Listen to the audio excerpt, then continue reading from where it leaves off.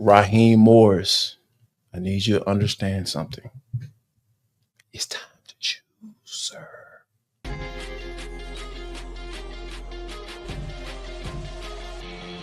This is Locked On Sports Atlanta, and it's time for the Atlanta Football Party, only on Locked On Podcast Network, your team every day.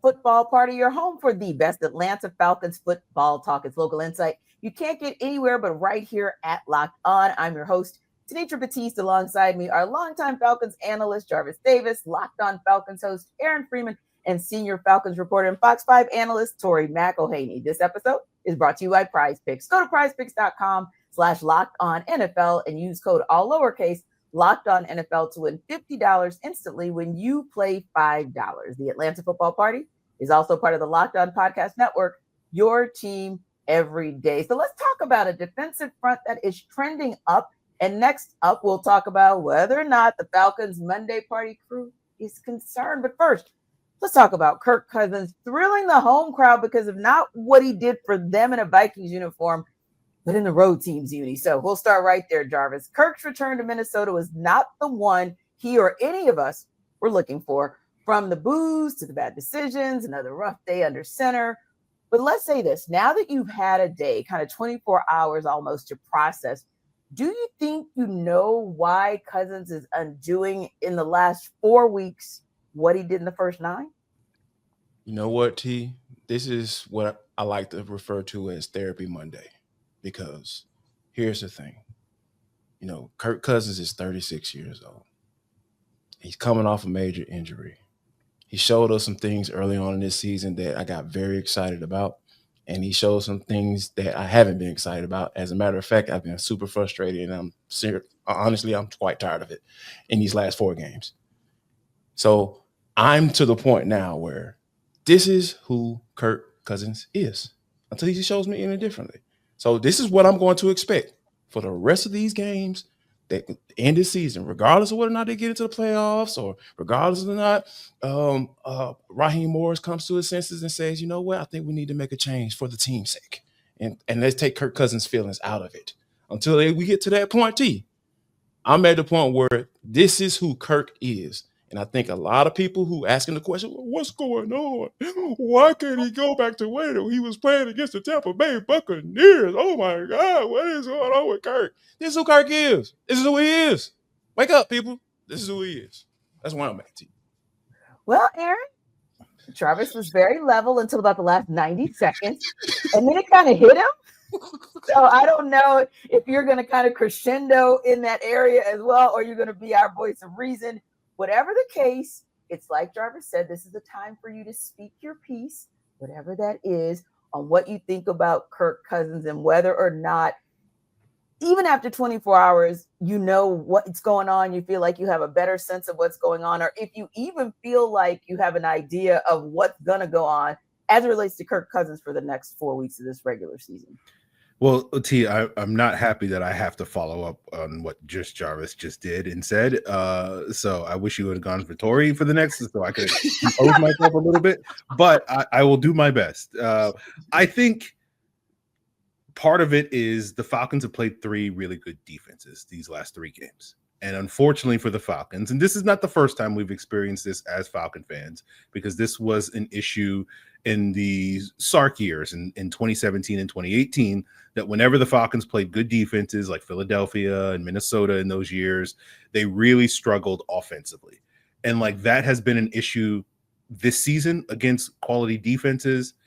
I liked some of the progress that Kirk showed on Sunday in terms of being able to move the ball effectively against a good defense that we just haven't seen consistently this season. Obviously, the Falcons did not fully capitalize on it. Obviously, you still had some of the issues that Kirk is dealing with. And we've talked about it before, which is like, it just seems that Kirk is pressing for whatever reason. Maybe he's feeling the pressure. Maybe, as Jarvis said, this is just who Kirk is. And as he so eloquently put it. Yeah, I think there are signs of progress in the positive for Kirk based off of Sunday's performance, but obviously it's still not good enough for this team to overcome the issues that they're doing with especially these last 3 weeks. And so to me, that I think is kind of part of it. And it's one of the reasons why, like, I feel like it'll be better over the next 4 games, just because they're not facing the caliber of defenses that they have faced over the last 3 weeks, especially.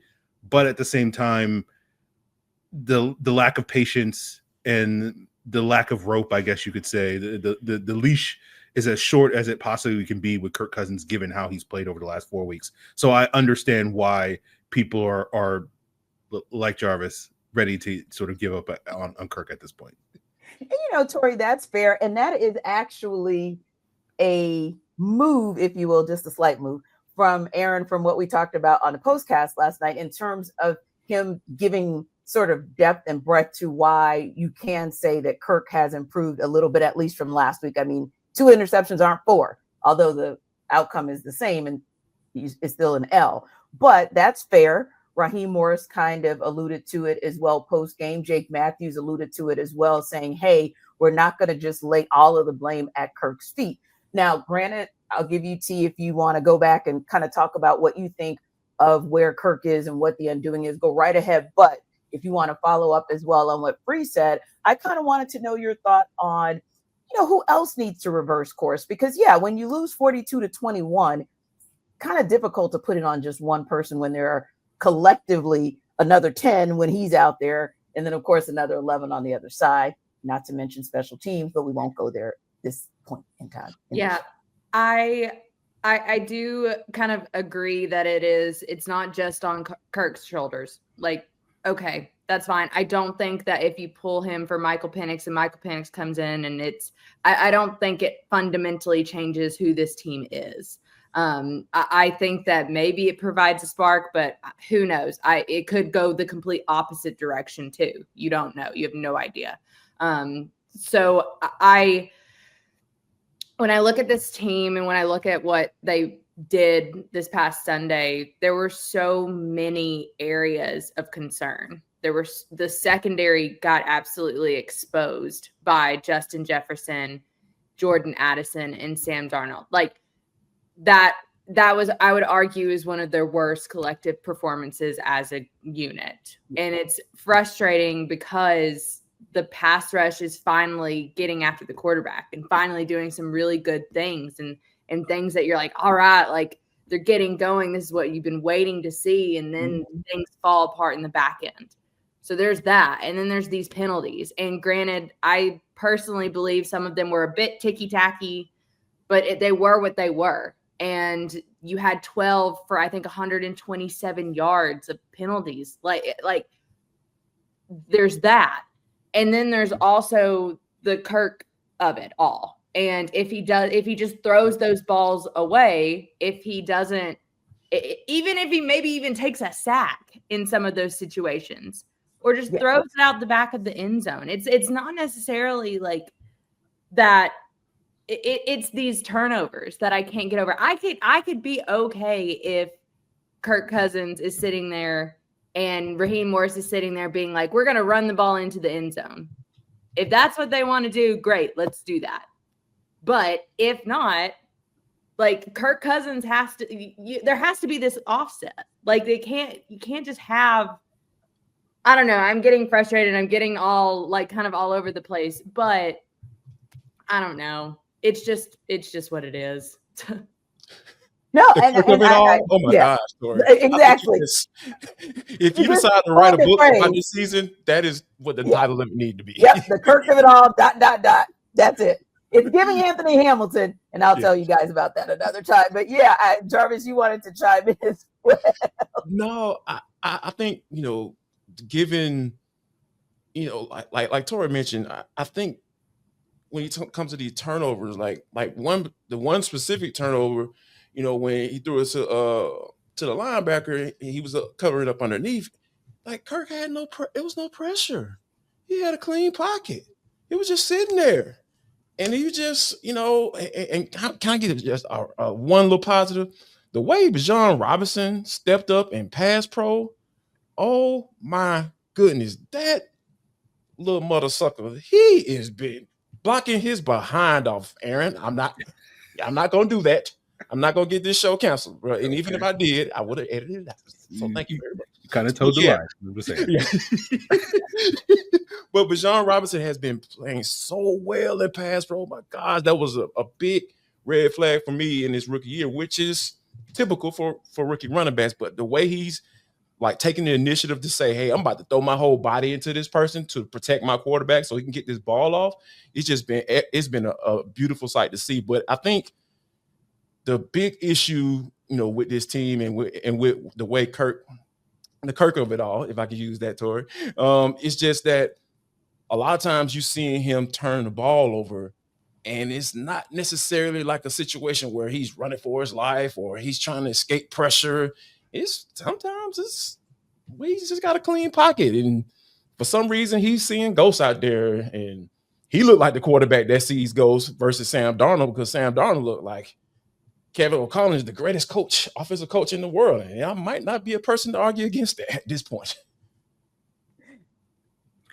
I want to point out something about the red zone issues. And the reason I've been waiting for this day all season long, which is the Falcons struggle in the red zone because, and also in short yardage, because they don't have a fullback, right? That first red zone opportunity where they tried to run it in at the 1 yard line, they had Ross Dwelly in the backfield as a fullback, and he missed his block, and Bijan got stuffed. And then the next play, Kirk's pass was tipped, and the Falcons had to settle for a field goal. And I just sit here all season, all summer, and everybody says, oh, the fullback is gone, and Zach Robinson's making the right call. And I'm just like, you know what? These short yardage issues that the Falcons have been dealing with. Last week, they had Ray McLeod trying to block a linebacker up the middle. And I'm just like, man, you know what the solution to this problem would be? If the Falcons had a fullback. So I feel vindicated right now. And so that's the thing that I'm going to take away from this weekend's action, because the fullback still remains an essential part of this Falcons offense, but unfortunately they just don't have one. And to your point, Free, to add to your point on that 4th and short near the goal line where Bijan ended up getting the first down, Ray McLeod completely whiffed on his man, and his man almost came and made the tackle. Thankfully, Bijan Robinson is a whole beast. Pretty elusive, yeah. Break through that tackle. So, but yeah, it's just I'm with you, man. I'm with you. Bring back some of that old school football. I'm totally fine with that. I've smiled when I saw the Chargers come out in I formation last week. I'm sorry. So, Tori, we're going to end on a high note since Jarvis kind of started us with Bijan. And I'll give Free a high note for his happy space, because when he thinks of Keith Smith, he gets happy. So for you, Tori, maybe one good thing that stood out for you from yesterday on the offensive side of the ball. Yeah, I mean, it was the way that they were running the ball. I thought Caleb McGarry had a really good day running down the right side of the protection. I thought Chris Lindstrom and Caleb McGarry in tandem with Drew Dahlman kind of sealing. I liked what they did. I also really liked the play call where you had Bijan and Tyler, and you hand the ball off to Tyler in short yardage. Like they went to that twice yesterday. I really liked that play call. I liked that look.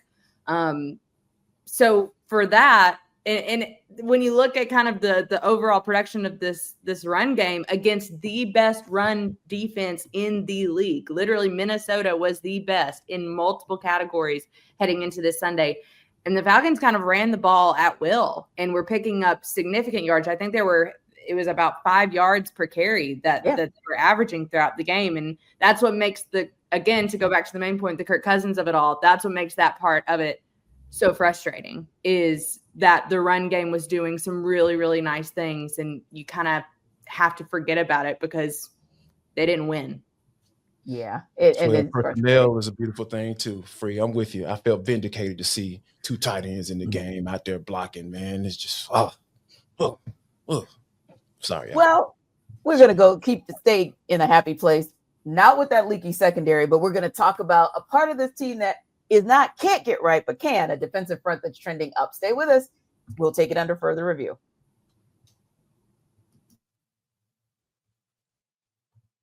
This episode of our Atlanta football party is brought to you by Hillsdale College. Time is our most precious commodity, so don't waste it scrolling through the same mind-numbing content for hours and hours. How can you spend it wisely to improve yourself?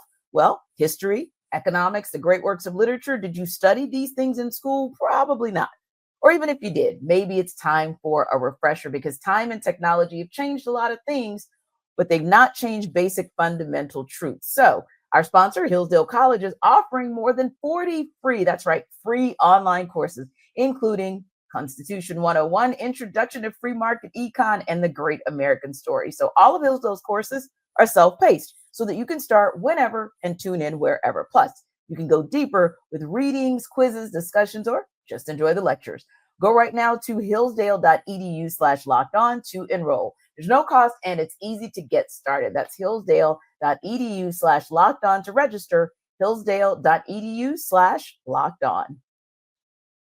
This episode of our Atlanta Football Party is also brought to you by Prize Picks. If you love watching the game, you're going to love Prize Picks, the easiest and most exciting way to play daily fantasy. Whether it's football, basketball, or any of your favorite sports, Prize Picks makes your holidays bigger and brighter. You can now win up to 200 times your money on Prize Picks. Plus, this holiday season, they're giving away $20+ million in rewards during Pickmas and offering 2 free picks in December.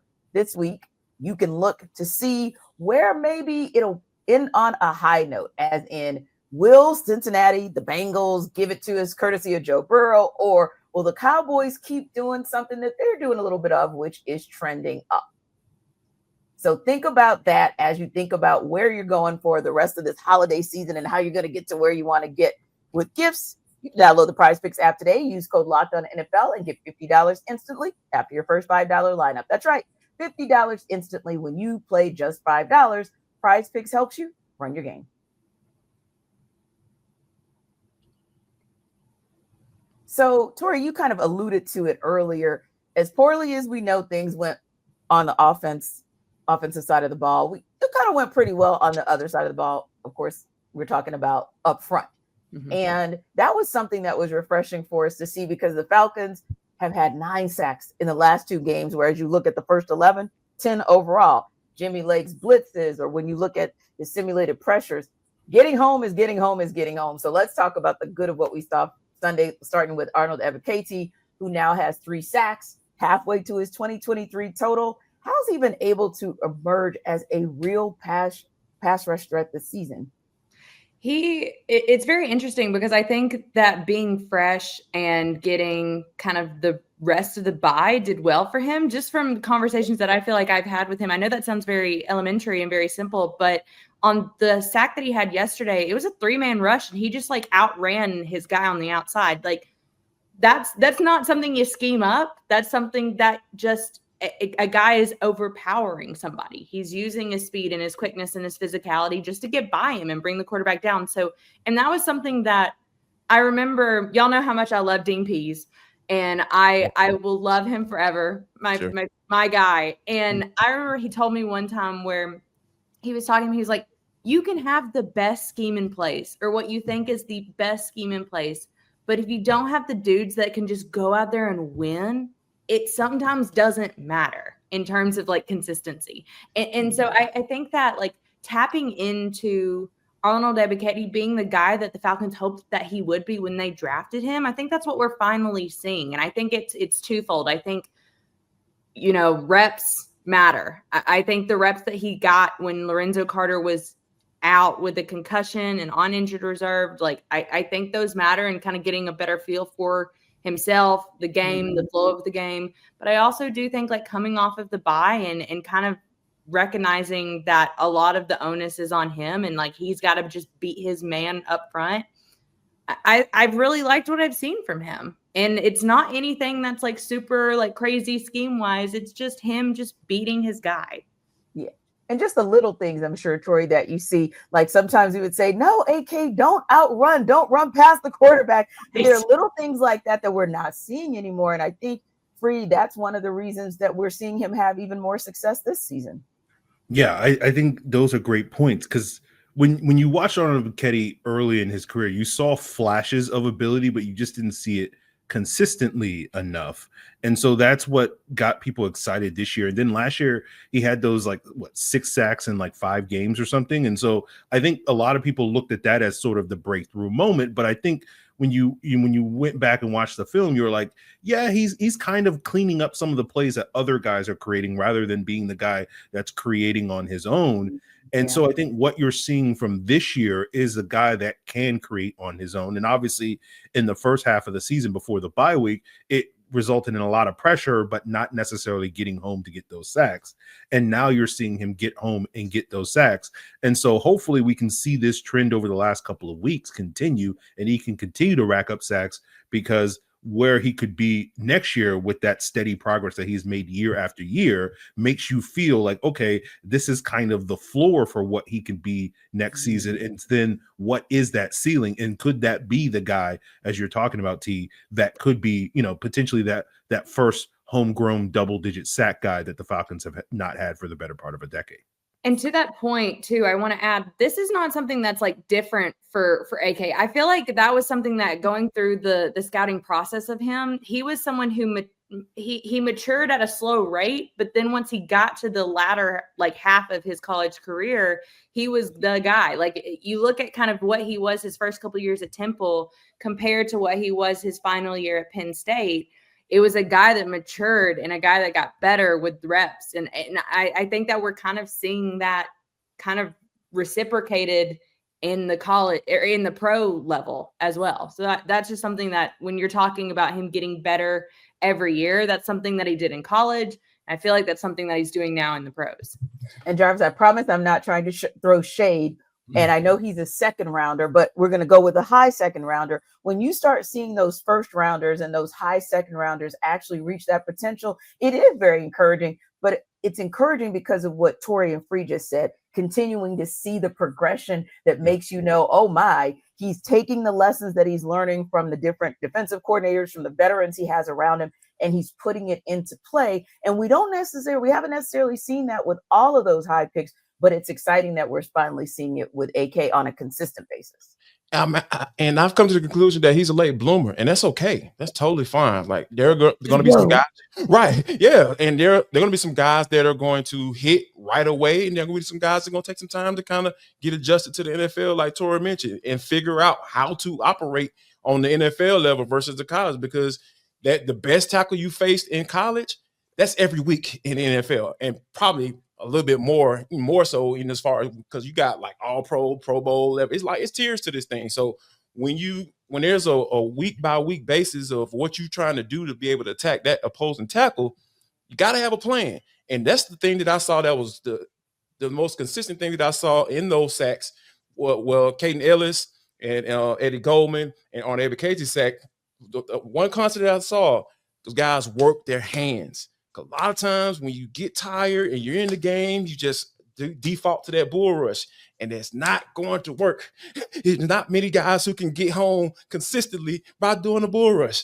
Aaron Donald, maybe one of them. That's the only one I've really seen in my 25, 30 years of watching football. And we know what type of player he is. So, yeah, a lot of guys don't get that privilege to be able to pull that thing off like that. So, yeah, he's a guy that I feel like, that was working his hands, having the confidence to do it and work it, and don't care if the tackle knows it's coming. Like, work your moves. And then once you work, then if he stops it, then you got your counters. Then you keep coming if the quarterback is patting the football. So, and you saw that yesterday. And I just I just really appreciate Jimmy Lake putting those guys in situations so where they can be successful, specifically on Eddie Katie and Caden Ellis. I feel like Caden Ellis has been coming along.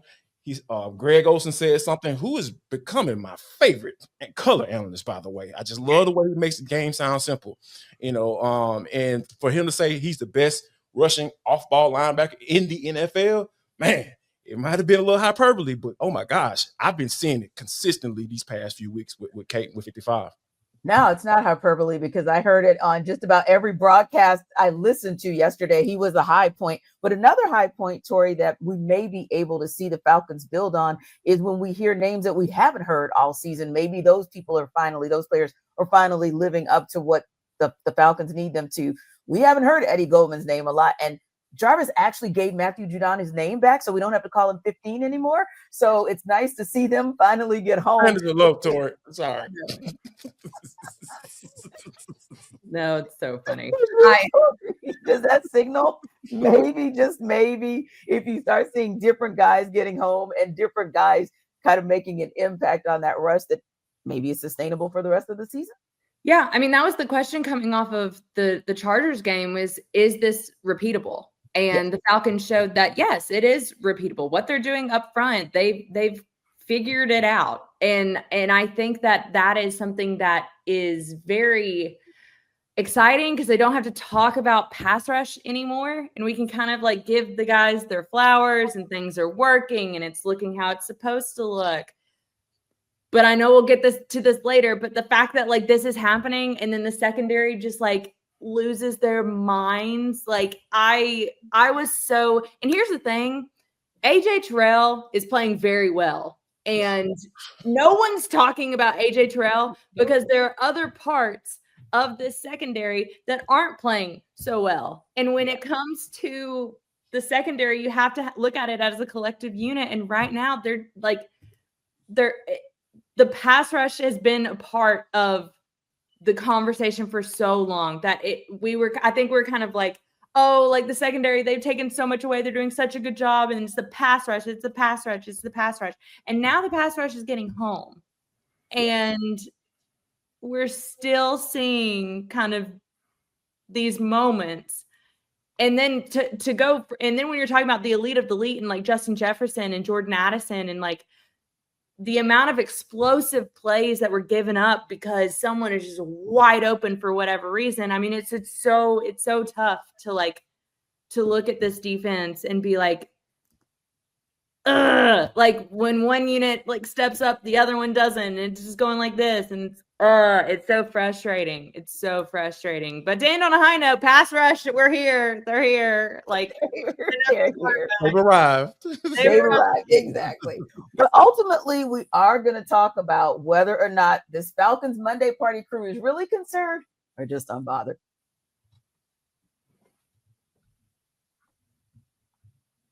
This episode of our Atlanta Football Party is brought to you by FanDuel. Get ready to tackle the NFL action with FanDuel, America's #1 sportsbook.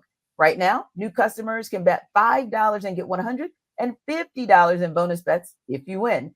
The FanDuel Sportsbook app gives you everything you need to place live bets on the NFL all in one place. So when you get a hunch in the middle of the game, you can check out the latest stats, view live play-by-play, and so much more on the same page where you place your bets. So think about this.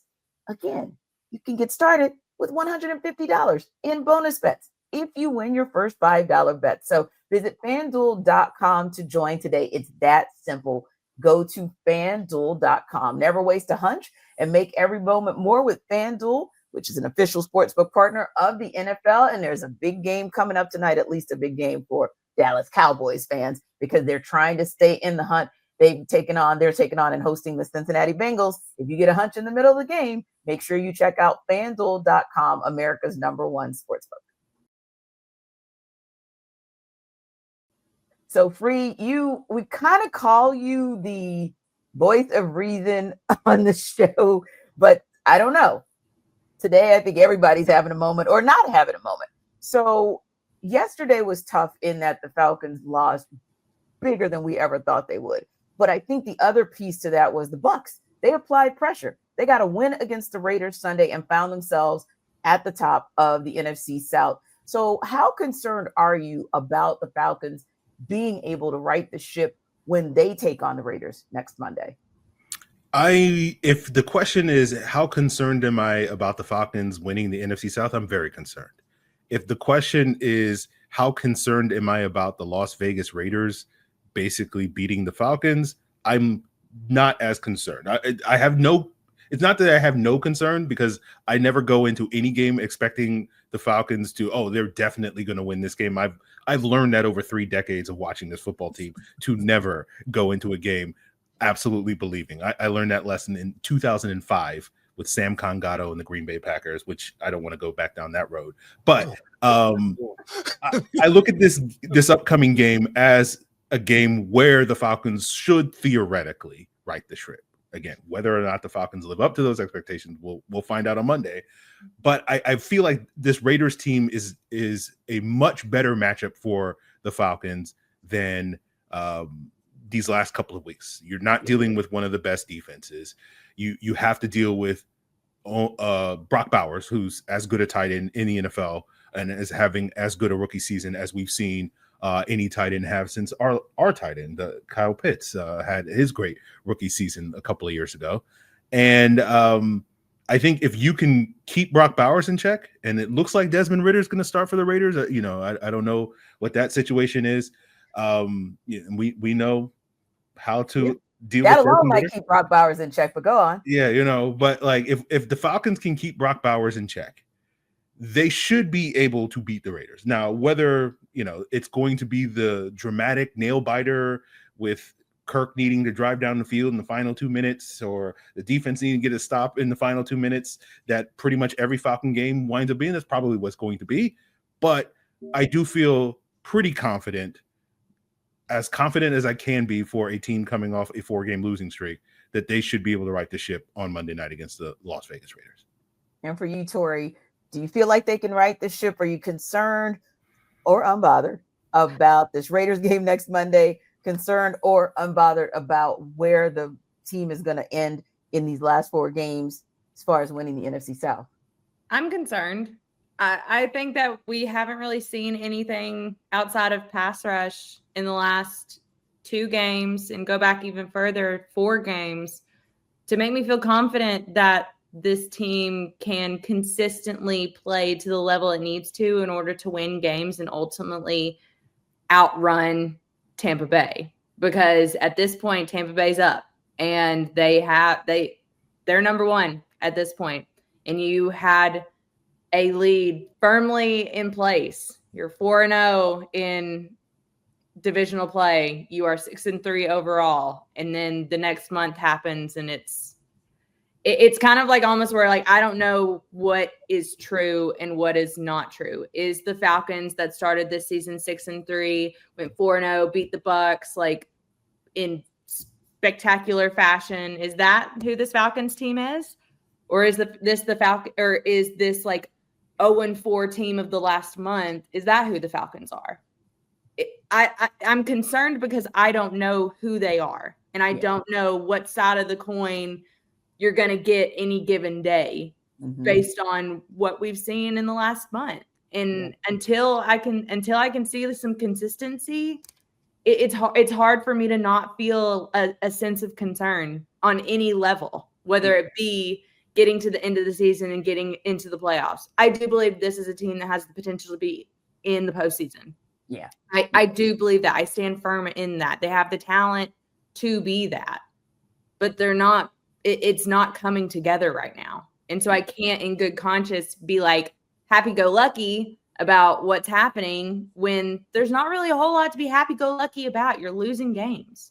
Yeah. And it gets scary, Jarvis, when you have to prove yourself or tell us which one is the real you, who's your identity in the last 4 games of the season as you're fighting for your playoff life. On top of to add to that, there's questions about whether or not the guy that you paid $100 million in guaranteed bread, whether or not he should be the starter going forward, or hey, we can bring the rookie in and he can get us a win, against these last 4 teams. So it's just, for me, I'm just in the space where Raheem Morris has to figure out what he wants to be, because who this team is right now is a team that makes mistakes at the absolute worst time they can make them. The only time I saw them make good on a mistake was that first pick by Kirk Cousins. The defense was able to get a stop and force a punt. That was it. Outside of that, it went all slapped. When the mistake was made, or when a penalty was gotten, or when you threw another interception. It just seems like it's just a snowball effect when this team makes a mistake. So how can you mitigate that for these last 4 games? I know I have a solution, but Raheem Morris is going to have to figure out what that solution is going forward. Yeah, he and his staff have some work to do to determine what the identity of this team is and how they're actually going to show up as that identity for the next 4 games. Thanks to our everydayers for making the Atlanta Football Party your first listen of the day. Be sure to stop by the Atlanta Football Party Monday and Thursdays, and be sure to like and subscribe to our YouTube channel. We'll see you Thursday to talk keys to the game for the Falcons to get back to 500 next Monday.